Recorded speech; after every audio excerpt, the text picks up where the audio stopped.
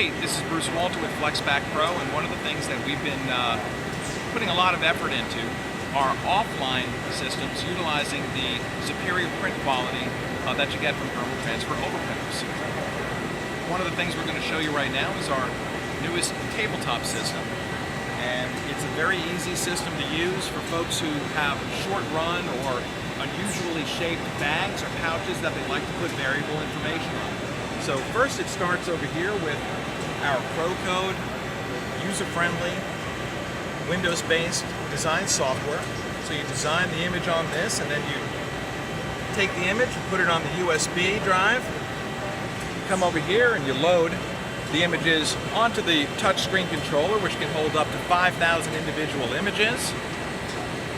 And then we can put any one of a number of FlexPack Pro TTO printer units on here, depending upon the size of the image you need.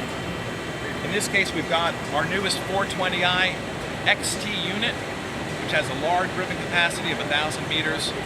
And we're going to go ahead and show you just how good the quality of this print is, how easy it is to use this. So you take a pouch,